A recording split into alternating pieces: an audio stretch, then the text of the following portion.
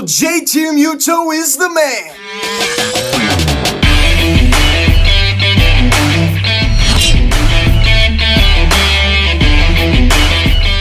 What is going on, everybody? Welcome to Phillies Hot Stove Media Trick. I'm in last night's first game of the World Series between the Phillies and the Houston Astros as the Phillies defeat the Astros by a final score of 6-5 as they overcome a 5-0 deficit and come back and win this game and lead the series 1-0. So this Phillies team, you just keep counting them out time after time after time, and then they prove you wrong. Now, I guess before we get into this video, please subscribe if you haven't done yet. Please turn the bell. Please like this video, comment on this video, share this video. And let's get out of this.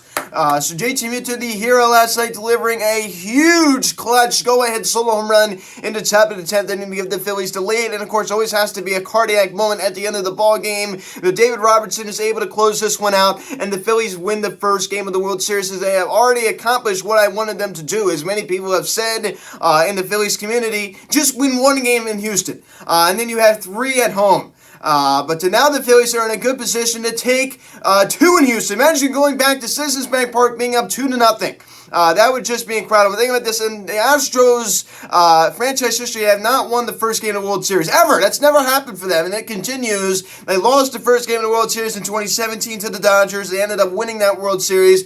They lost the first game against the Washington Astros in 2018. Of course, they ended up losing that World Series. They lost the first game against the Atlanta Braves last year, ended up losing that World Series. And then here in 2022, the Phillies win the first game of this World Series, of course, as they did in 2008, as they did in 2009, but hopefully this turns out like it did in 2008. Justin Verlander continues to struggle in the World Series.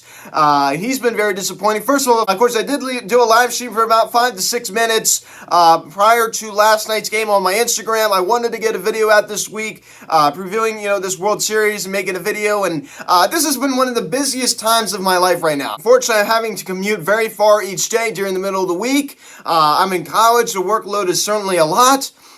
So I just don't have a lot of time. This is the first time since I've had this channel where things are really starting to get in the way, and that's really unfortunate. But I'm still getting in these recaps. I'm still finding time to get this done. But anyway, I am just so proud of this team down 5-0. You're going against a team that has not lost a single game this postseason. They have not lost a single game this postseason, and you're down 5-0, and you come back and win this game. That is a crushing defeat for the Houston Astros. Wonderful job out of Phillies. Wonderful job out of Phillies. I am so pumped up about this victory. Now, it's only one game. It's only one game. You know what I mean? We're going against a powerhouse Houston Astros team, and a lot could go wrong from here on out. I mean, just to be realistic, let's just be honest and be objective. It's only one game, but that was one heck of a start. Speaking of the scoring summary here in the bottom of the second inning, Kyle Tucker homers on a fly ball to right field off of Aaron Nola. That was a huge mistaken location right there by Nola. Tucker's second home run of the postseason. Of course, he wouldn't be done later in the ballgame, 1-0 Houston. So Aaron Nola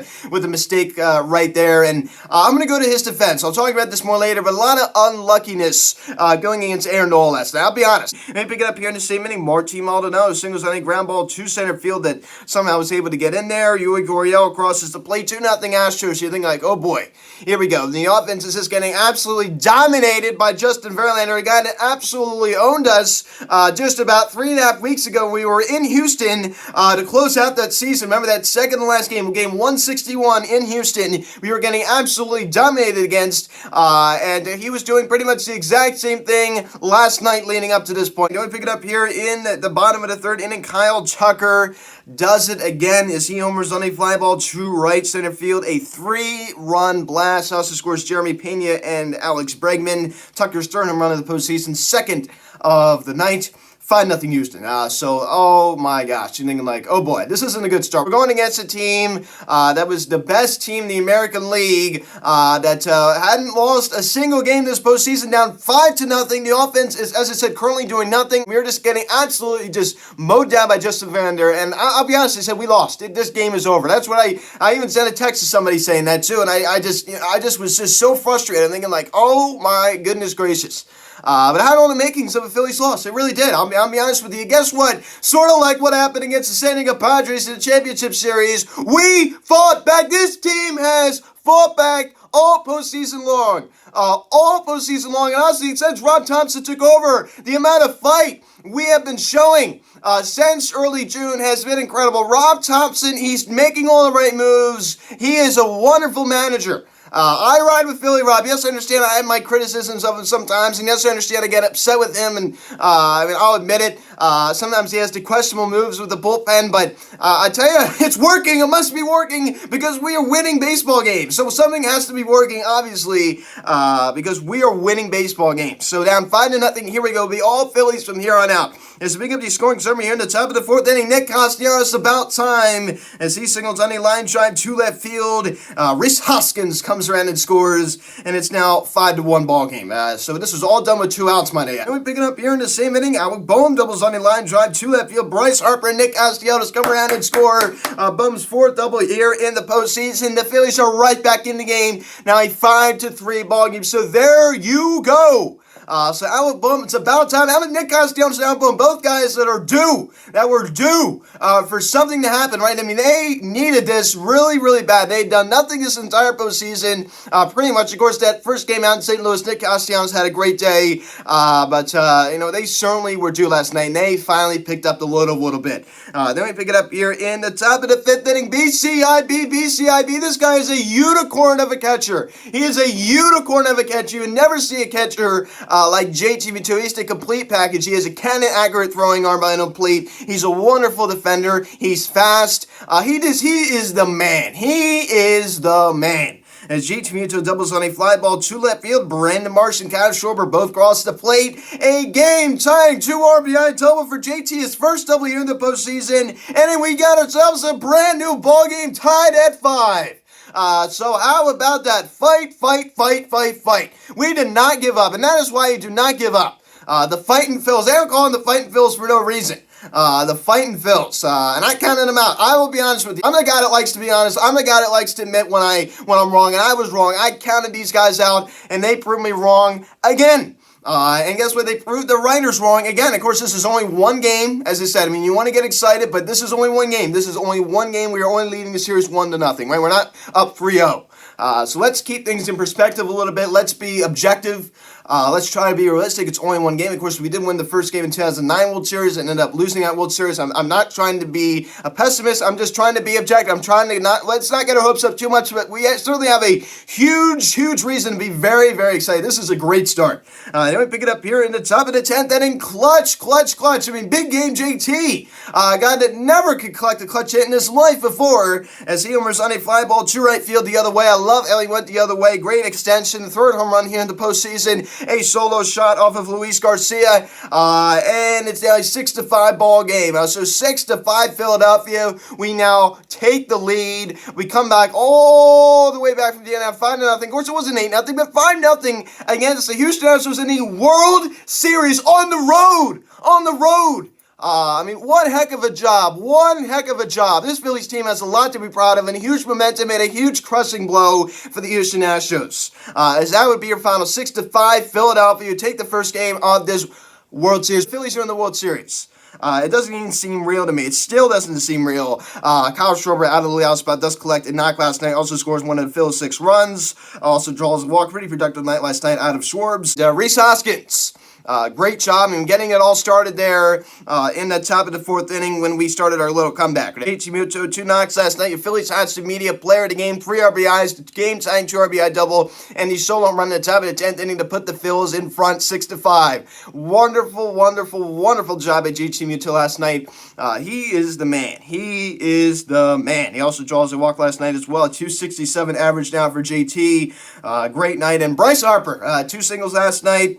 Scores one of the Phils, 6 runs, draws a walk. He continues to be very productive, right? I mean, he absolutely got just mowed down by Justin Verlander's first at-bat. He came back, and he seemed much more comfortable. This was so late in his first at-bat, but as I said, he seemed much more dialed in the second trip to the plate. And Nick Castellanos also collecting knock last night as well on that RBI single to get the first run across for the Phillies and a game-saving catch. About ninth inning, and even said after the game, he said, usually in the regular season, I have trouble sometimes paying attention when I'm in right field, but, in the postseason, it's a little bit different. Who in the world would admit that?